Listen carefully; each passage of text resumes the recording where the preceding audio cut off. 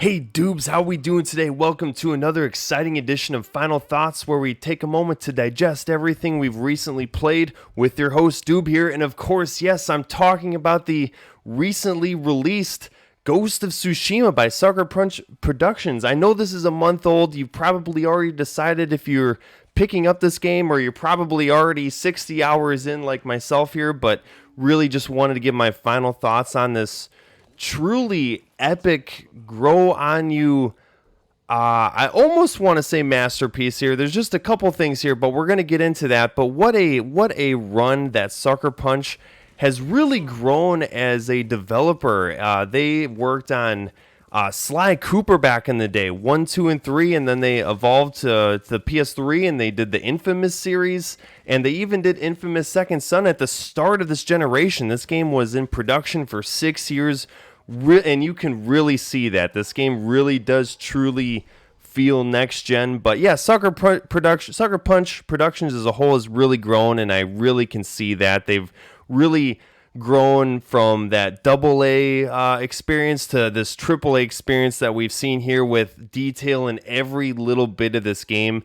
And as you probably can see from the gameplay here, this game is just gorgeous, beautiful looking, really true to the Japanese setting and the beautiful trees and the scenery, and that's gonna get you starting going with the game right off the bat if you're a little iffy on this open world action adventure.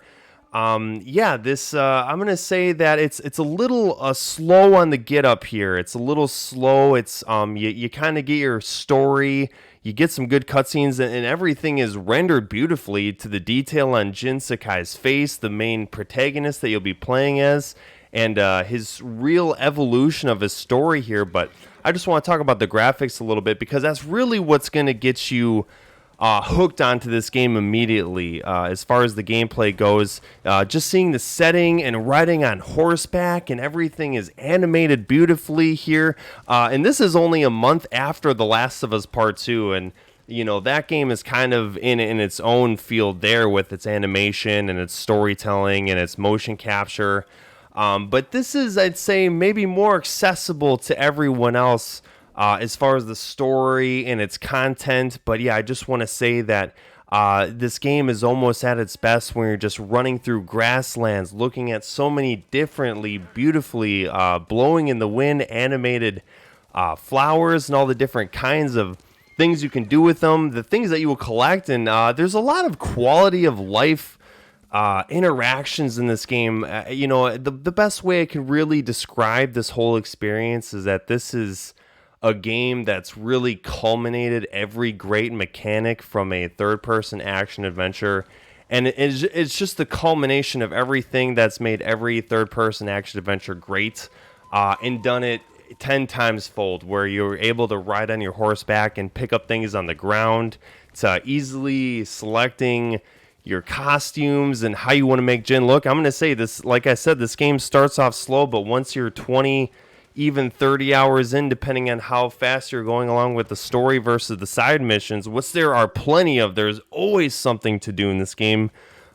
You'll really find a lot more to do as you unravel the folds of the different attacks you can do, all the different characters that you'll find in the side missions, and the side missions are a lot of fun, and they're everything just feels really rewarding in this game. I mean, occasionally you'll find maybe a tree to climb or a mountain to climb, and at the end you'll just find maybe a flower or something that doesn't seem very significant right off the bat, but just do it for the scenery. I mean, the game will always pan out when you're on a high mountaintop and play some really cool music, and there's so many different little interactions you can do playing as Jin, like playing your flute that actually changes the weather, to just swiping down on the touchpad to bow whenever you want. I think there's just some really smart game mechanics that might seem insignificant at the end of the day, but really when you look at it, it just makes it a much more enjoyable, fruitful, rich, authentic experience that I always wanted to just play this game when I was playing it, and I was thinking about playing this game when I wasn't playing about it. I know I've kind of said that about a couple days before, and I'm just a huge gaming fanatic, but really just the exploration is so fun here, whether it's fighting a Mongol empire or just exploring a shrine, and you always find something else to kind of break up the gameplay. I think that's really the only thing I can say that turned me off a little bit is this beginning is slow, and when you keep wash, rinse, repeating all the different things that you're going to be doing, from finding foxes to finding shrines and then just fighting Mongols and the Mongolians, but really it just kind of breaks it up by something different, something fresh every couple minutes, and you can always take a break and come back to it, because I'm sure you will definitely want to see this story to the very end, as the characters really do develop. And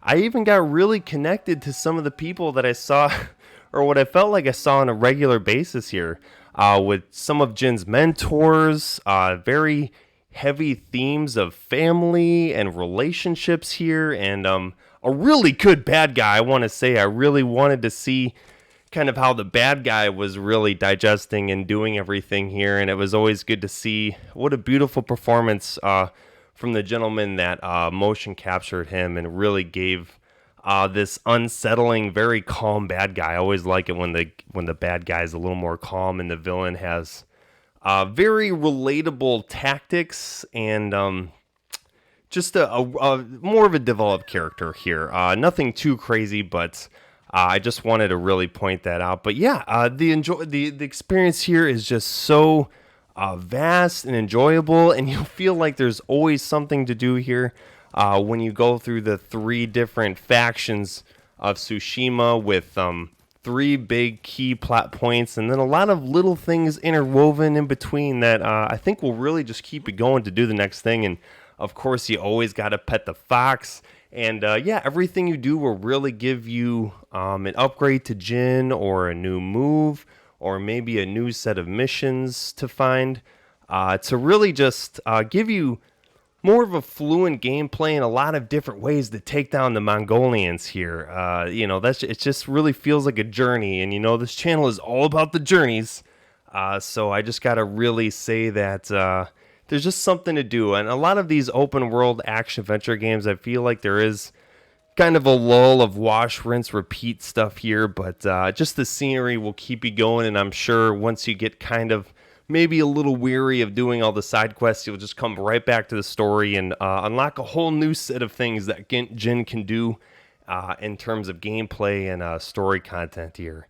But yeah, I think this is definitely a game a lot of people were going to want to complete 100%, just for the vastness and the attention to detail in the story. There's a couple story moments that you can really veer off of, and you can kind of hear it in the dialogue with the set of events that unfold here. But it's just smart the way that Sucker Punch kind of developed the order of things and how you want to do it, because you can pretty much just set sail and go off on your own with no one holding your hand right after you finish the tutorial. But yeah, just really good pacing as far as the way you want to tackle things, how you want to go about doing the story missions versus the side missions here, and just galloping on your horse. You can just do that for hours and have a great time. Maybe not hours, but you know what I mean. It's just a very enjoyable traveling experience, and there's always a fast travel. Like I said, it's a culmination of a lot of great mechanics we've seen this generation.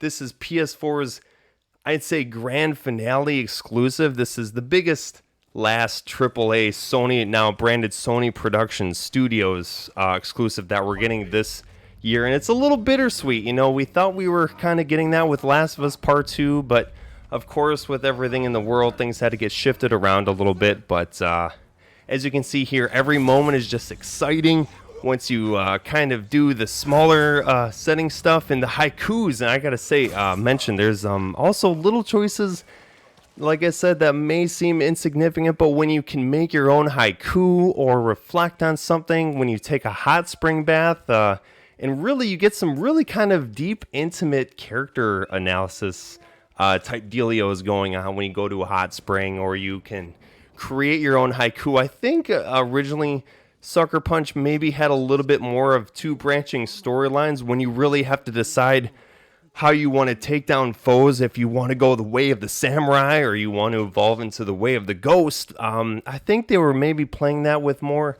originally when developing this game, but they just kind of formed it into one single path with a very cool last final decision that you do get to make. But I think we're playing around with that. But you can pretty much just use the way of the samurai or the way of the ghost. That's the real key conflict here with Jin, and how that relates to his battles with his family. And I just really like to see kind of how that played out as the story progressed here.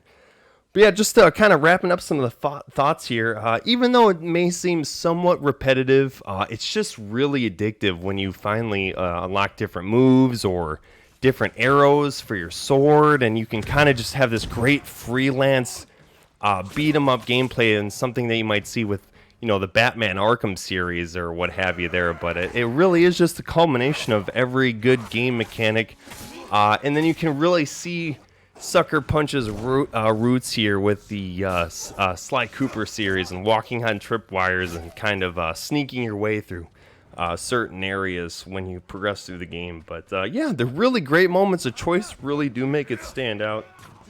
Great woke dialogue from a bunch of different characters, and especially in its haiku moments that you get to choose from there. But yeah, so the story really does rev up. It'll keep you going. It's just a really cool transition to see from Jin, his samurai ways to more of the ghost type ways. So yeah, I really got to give this game a 9 out of 10, just for everything it's done right. I want to give this game a 10 out of 10, but I think that I'm just trying to be a little harder, a little more honest, and I do have a haiku here in honor of the game, and it goes like this.